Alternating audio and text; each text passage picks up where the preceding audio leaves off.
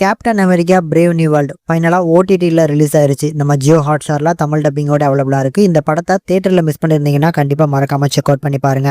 எனக்கு இந்த படம் எப்படி இருந்துச்சுன்னு பார்க்கும்போது ஒரு நல்ல ஸ்டோரி ரைட்டிங்க. ஸோ கரெக்டாக வந்து அடமாண்டியம் இந்த படத்தில் கொண்டு வந்தது.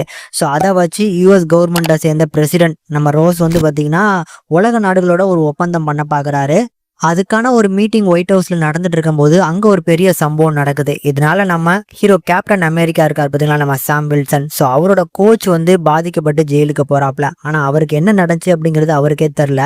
ஸோ இதுக்கு பின்னால இருக்கக்கூடிய ரகசியங்களை நம்ம கேப்டன் அமெரிக்கா கண்டுபிடிக்கும் போது திருப்பி அமெரிக்காவுக்கு எந்த மாதிரியான பிரச்சனைகள் வருது, ஒட்டுமொத்த வேர்ல்டுக்குமே எந்த மாதிரியான பிரச்சனைகள் வருது, அதை வந்து பார்த்தீங்கன்னா நம்ம கேப்டன் அமெரிக்கா எப்படி காப்பாற்ற போறாரு அப்படிங்கிற அந்த பிளாட் ரொம்ப இன்ட்ரெஸ்டிங்கா இருந்துச்சு. படத்தை பொறுத்தளவுக்கு ஆக்ஷன் தாங்க ஒரு பெஸ்ட் என்டர்டெய்னர். முக்கியமா அந்த இந்திய பெருங்கடல்ல நடக்கக்கூடிய அந்த ஆக்ஷன் பிளாக்கா இருக்கட்டும், கிளைமேக்ஸ்ல ரெட் ஹலுக்கும் நம்ம கேப்டன் அமெரிக்காவுக்கும் நடக்கக்கூடிய அந்த போர்ஷனா இருக்கட்டும், இந்த ரெண்டுமே சூப்பரா பண்ணியிருந்தாங்க. முக்கியமா இந்த படத்துல நம்ம சாம் வில்சனோட அந்த ஃபால்கன் சூட்ல என்னெல்லாம் சேர்க்க முடியுமோ அது எல்லாத்தையுமே ஆட் பண்ணியிருந்தாங்க. ஸோ நானோ டெக்னாலஜி, வைப்ரேனியம், அது இதுன்னு சொல்லி எவ்வளோ பவர்ஸ் ஆட் பண்ண முடியுமோ அது எல்லாத்தையுமே ஆட் பண்ணியிருந்தாங்க. அப்படி இருந்துமே அந்த கேரக்டரை இன்னும் கொஞ்சம் வந்து பார்த்தீங்கன்னா ஸ்ட்ராங்கா ரைட் பண்ணணும் அப்படிங்கிற ஒரு ஃபீல் வருது.